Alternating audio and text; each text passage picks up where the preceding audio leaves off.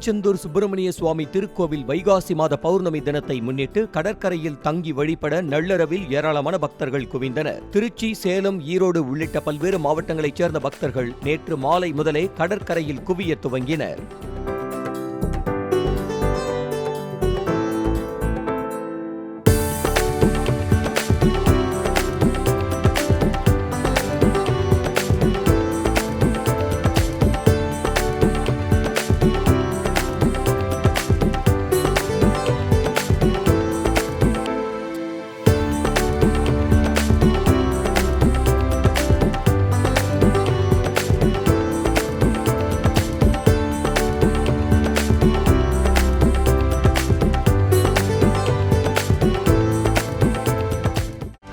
செய்திகளை உடனுக்குடனும் துல்லியமாகவும் தெரிந்து கொள்ள சப்ஸ்கிரைப் பண்ணுங்க.